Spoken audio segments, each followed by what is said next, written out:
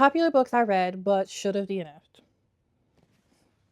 Hi, my name is Erica. Welcome back to my little bookish corner of the world. Today we're going to go over some books that I read, popular books that I read that I should have DNF'd. Fun fact about your girl, because I know we're new here and we're still getting to know each other. I don't DNF. I'll soft DNF something. I will eventually get back to it. Sometimes it could be months, sometimes it could be years. If it's that long, I usually just restart it. But I am terrible at DNFing, especially if I paid for a physical copy. Like if I spent my hard-earned doll hairs on a physical copy, my hard-earned coins on a physical copy, I am reading it cover to cover because my frugal brain says, bitch, you will read it to the end. You will get every penny's worth. That's not a great way to live by. I've learned. I'm trying to evolve, and going forward in 2025, we are going to try to practice the art of DNFing. You know, it's not one that I'm accustomed to. It's a little out of my comfort zone, but we're going to do it. However, I read 85 books last year, and I did not obviously DNF any. These are some physical copies I still have, and there are a few that I no longer have. So let's get started. Before we get too into it, I want to start by saying that reading is subjective, and I love that. I love hearing everyone's different opinions and breakdowns and dissections of the prose and the deeper meanings within books. Like, I live for that. And I like to read both negative and positive reviews on a book. I am not against negative reviews. So if you have come to a channel looking for 100% positivity, this is not it. I'm sorry. I think that that negative reviews are needed. You know, I feel like I like to go into things with a whole picture. So with that said, if these are some of your favorite books, I love that for you. And I mean, no offense whatsoever. I don't. And I don't want to hurt your feelings, and I don't mean to hurt your feelings. These just did not work for me. I did fully read them. And I gave them a chance. Some of these books, I gave multiple chances to the author. But they just didn't work for me. And that's okay. You know? That's okay. Court of Frost and Starlight. And I read it like that because that's exactly how it read. What was this? Yes, it's a novella. No, it's not a big baddie. Tell me how it was still 27 doll hairs at the big barns. Because I am nothing if not a hardback gal. I just prefer a hardback over a paperback, especially in a series that I love. I still have this book. I will still keep this book despite not liking this book. But what was this? What was this? I know you're thinking, Erica, but it was such a cute, Christmassy, wintry novella. The Bat Boys have a snowball fight. Asriel speaks. And to that I say, I don't care. I did not care. You cannot make me care about this book. There was literally no plot in this book. It was just filler. It was, I want to try my hand at novellas. I don't know. I'm not a fan.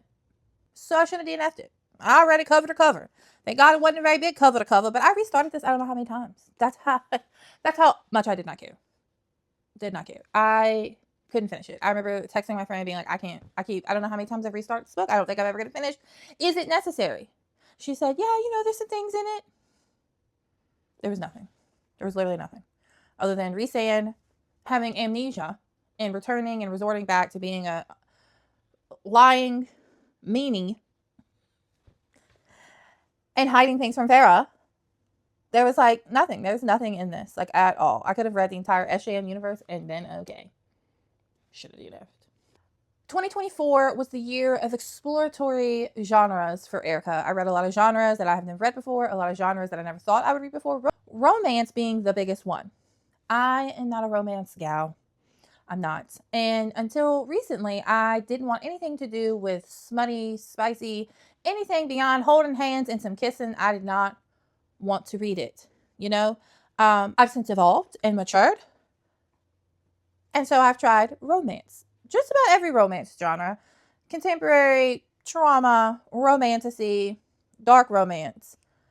Probably haven't dabbled a whole lot in taboo romance, but I don't have any interest in reading about cousins doing the deed together. Or stepbrothers, or I'm good. All good over here. I also kind of draw the line at animals. Anything remotely looking like an animal or being an animal or an alien, I kind of draw the line at that. Bestiality is not my thing. I love that for you, though. Anyways, dark romance was probably my favorite of all of the genres of romance. And next to that would be traumatic romance. And I guess a lot of trauma romance is also implied as dark romance, even though the spice in it is not kinky like a dark romance. The characters are just going through a lot. Those are my two, like, I like those, you know? I'll mess with those. I don't mess with the contemporary romance. But this, I should have DNF'd. Because, what? And yes, I know it's a dark romance. I do. And I know that dark romances love to flirt with the lines of consent and actual kidnapping and SA and all that other stuff. This, however, didn't flirt with nothing. Didn't flirt with nothing. Chantel saw the line. She looked at it and she thought, yeah, I can do that. And she bounded over the line with no hesitation. None. This is The Sinner. It's a part of the Lord series. This is book 2 of it, and it follows Sennett and Ellington.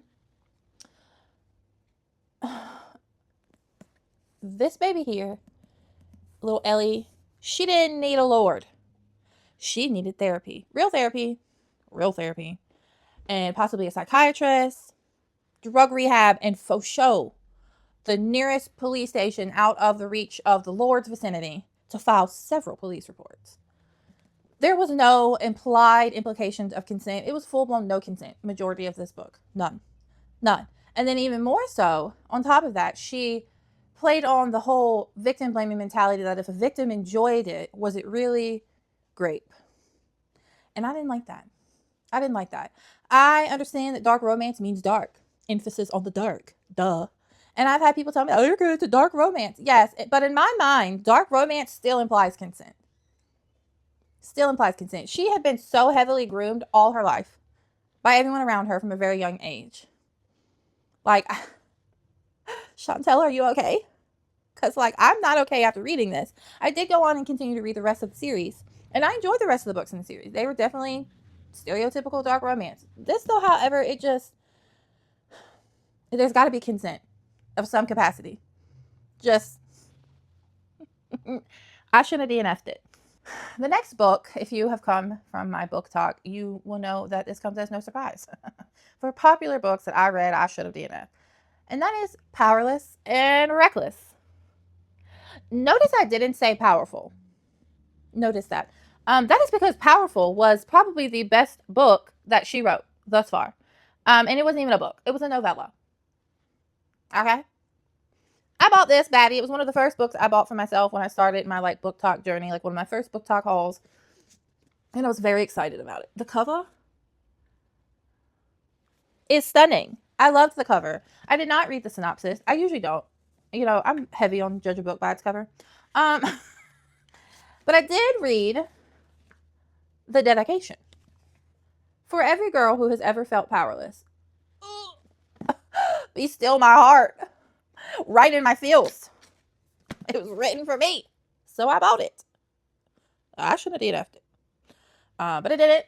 I went on to read Powerful. And then I went on to read Reckless. However, Powerful made me feel like it was going to get better. Because this here is the entirety of the Hunger Games. All 3 books into one. And worse than that, because I have not read this series, so I was unaware of it. But apparently Red Queen, there are full-on scenes from the Red Queen, apparently, that have been copied word for word in here. And now I feel like I need to read the Red Queen, so that I can know what they're talking about. Because I like to know things. And if that is the case, and that is true, then what? Who allowed her to publish another book? Who allowed her to publish any books after this? Why isn't someone suing her for copyright? Because it's one thing to be heavily inspired by the Hunger Games, which she was, down to the interviewer having blue hair or the fact that there was an interviewer. But it took full-on copy, word for word, full scenes from another book. How does that not, like... Anyways, so I read it. It was awful. And, like... It was like the Hunger Games, but we had more emphasis on romance, which to me just seemed very tone-deaf given the topic of conversation of children slaughtering themselves. It's kind of why Ballad of Songbirds and Snakes always kind of made me icky, the way that Coriolanus was so obsessed with Lucy Gray, given the fact that she's literally being sent to her death, and all you can think about is possessing her. Like, Everyone was here for the banter. just like they were in Reckless. Reckless had no plot. None. These are supposed to be fantasy books, by the way. There was like very little description of the magic system. In Reckless, there was none. It was like we forgot we were a fantasy. We didn't even talk about the magic system or further elaborate on it. There was no plot in Reckless. There was nothing. Powerful set up Reckless to what could have been an amazing plot had she gone with it. Justice for Mac. But she didn't. She gave us a plot, a book of no plot and nothing but banter, and not even good banter. Kai, who everyone else is obsessed with, who liked the series, because you either ride or die for this series or you die for this series because it was so bad. You just died inside. Kai, she is like every 5 seconds and every in term of endearment, paragraph of endearment pretty much started that way. She is like, my 8-year-old couldn't have come up with better banter. But people ate it up. It wasn't for me though. But I read it. I read this cover to cover, being the whole time, this is the Hunger Games. This is the Hunger Games. Oh, look, there's Prim / Cinna.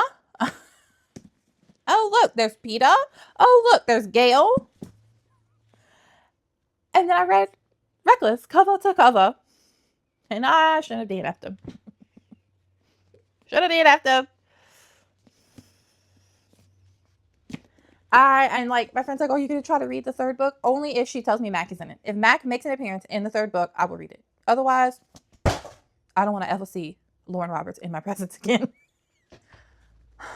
The last book that I physically have is a book that I was really excited about because I thought it was going to pop off. And it was my first like sprayed edition, limited edition or whatever, special edition book. Because I, at the time, didn't have any subscriptions for like Illuminate or Fairy Loot and all that. And that was Sanctuary of the Shadow. You know, it had pretty edges. I liked the edges. Orange is my favorite color. And if it's not orange, yellow is a close second. So you already had me sold there. It had beautiful end papers. It was a beautiful book. It's also circus theme, which I like a good circus thing. For some reason, when I saw this, I thought it was going to be like American Horror Story. The circus one, which I can't remember, Freak Show, I think is what it was called. That's what I thought this was going to be like. This poor book was a victim of misadvertised.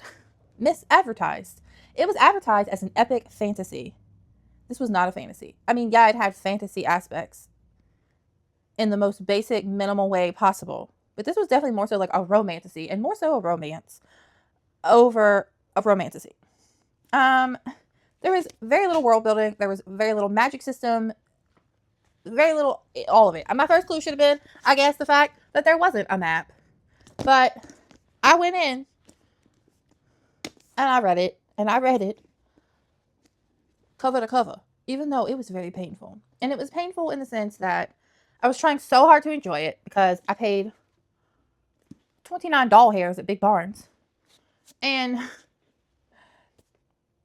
that was before I realized that usually when Big Barnes comes out with a sprayed edge edition, Walmart and Target and everyone else will too. But also we should support bookstores. Because, you know, it wasn't that long ago they were all closing their doors, you know. And we're seeing a reemergence of them. So shop at your local bookstores, even Big Barnes. Because for a while, all the Barnes and Nobles were closing. And we just built a brand new one by us. That is how popping off the books are going. So shop local. Even the Big Barnes is expensive, though. But it was just so cringy. The main female character is like a seer, a fortune teller. She sees the future. And then the male main character and love interest is this like wraith who has like gotten amnesia and has forgotten everything. And I mean all the way like I'm an infant fresh from the womb, amnesia, new to the world. And it was very weird the way that the main female character pursued him. It was very much in a grooming manner. It was very weird. It made my stomach feel weird. But I read it cover to cover and I shouldn't just DNF'd it. And I wasn't alone in the stance that this was not a great book. So I do feel better about that. Powerless, though, it was an unpopular opinion at the time. People have since kind of gotten on board with me, but at the time, it was me against everyone else who loved it. But this was just not great, and I just think it was just the romance aspect was just a little too weird with me because he was like a baby, like an innocent little child who knew nothing, and she was like grooming and corrupting him, and it happened not once but twice in the book that he like forgets everything. So should have DNF'd it. The next 2 books are books that were a part of a very large series that I was reading, and that was from The Flesh and Fire, the first 2 books, A Light and Amber and A Soul. I don't even know. They're right here. And I read them when I was reading the From Blood and Ash series. I liked the From Blood and Ash series, but when it came time in like the reading order I was doing to start implementing the Flesh and Fire in between the From Blood and Ashes, that is when it all went awry. I didn't DNF though. I read book 1 and book 2 before I finally was like, I am not finishing this series.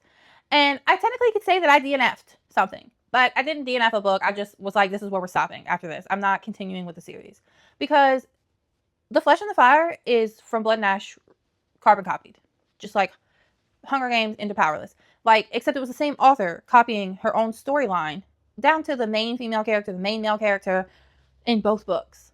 Like, both females started out being chosen and veils and yada, yada, yada, and then they end up with these, like, vampire gods. Why? You couldn't come up with something else? And I'd already kind of looked past the fact that even in For Blood and Ash, the plot was just very repetitive. Like, over and over and over and over again. But I enjoyed Poppy and I enjoyed Castile and their banter. Like, that was good banter. But I just did not enjoy the Flesh and Fire series. And I went through all of book 1 hating it. And I did the same thing with book 2. And I should have just DNF'd it. And I didn't. And I disliked it so much that I unhauled my entire JLA catalog. I had all of the From Blood and Ash, the Flesh and the Fire, and then her entire Covenant series, and then Fall of Ruin and Wrath. And I'm done with my JLA venture because I just have a feeling that if she does that in that big of a series, it's probably likely it's in the others. So if I change my mind on that later, we'll see. But as of right now, I will not be continuing the JLA catalog, which is extensive, BT dub. And I lied. I have one more JLA book left. And this is, I don't even remember. Obsidian. Yeah, that's the only one I have left. Obsidian. That's right there. And I almost unhauled it, but I liked the edges. While I was on my journey of trying out new genres and trying to like put myself or be adventurous in my reading, I thought I would try my hand at manga. And no, I'm not making fun of anyone who reads manga because I did enjoy, I read the Death Note series and the Sailor Moon series. And then there was a couple of other mangas that I had read when I first got my books tablets and I downloaded some manga apps. And I enjoyed those. You know, I like a good graphic novel. I grew up with a father that was obsessed with comic books. So I've been around that all my life. But I thought I would try my hand at spicy manga. You know, the manga that comes wrapped in clear plastic. I read this one. The Demon and the Villainous Knight, or the Demon Knight. I don't even know. It's here. That's how much I erased it from my memory. I have nothing to say. Nothing to say about this book. Other than, I do want to know why were there triangles and squares over the bits, you know? Because it was already wrapped in plastic. Like, we already knew that that was basically corn. It was like a dirty magazine. Anime edition. Or manga edition. Why is that necessary? And, you know, it's whatever. I got past that, but I have nothing else to say about that book. And that concluded my manga journey. I have not picked up another one since. That was something. I had bought book 1 and book 2. I only opened book 1 and read it cover to cover. I finished it, even though the whole time I was just like, but I did it. I read it, and then I immediately took it and its unwrapped sister to Second and Charles and sold it back to them. And I haven't picked up manga since. Yeah. Last and certainly not least is my venture with contemporary romance, and probably why I'm not a big contemporary romance to this day. I did read some contemporary romance books that I liked. One of them was The Roommate Risk by Talia Hibbert. Loved it. But then for my book club that I was in, the book Forget Me Not got picked by Julie Soto. And that is where my interest or desire to read contemporary romance ended. The male main character, his name is Elliot. He's like tattooed and like dark and brooding. You know, he's like, it's not a phase, Mom. And he is a Minuteman. And I do mean the dirty meaning of Minuteman. Okay? In fact, if you looked up Minuteman in the Urban Dictionary, there's a photo of little Elliot right there. And all she did was touch him. I kid you not. I kid you not. They were like kissing and touching, and homeboy was like, oh no, I know. And you know. And it was then that I realized that I can't do cute and cozy. I can't do cutesy romances. That was a no for me. I can't do it. I need a little more trauma, and I need a little bit more dark, and I definitely need a man who knows how to find the little man in the rowboat and doesn't get off by someone just touching it. And I don't know what that says about me as a person. I don't. I have boundaries. But I can't do the cutesy romance. I just can't. And that basically concludes popular books I read but should have DNF'd. And the lesson here, ladies and gents, is to DNF. Learn to DNF. My plans going forward for 2025 is I'm going to be super particular about books that I physically purchase. I know you're wondering, Erica, how are you doing that? It's so hard to just not give into all the pretty covers. Believe me, I know.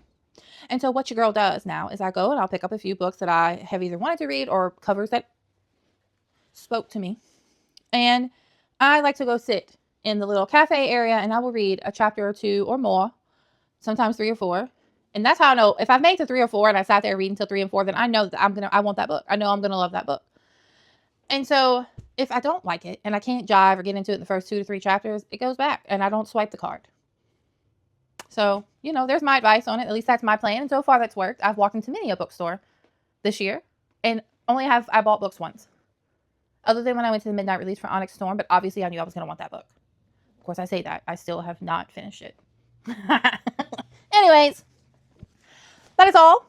Thank you for watching. I hope that you all are having a great day. Bye.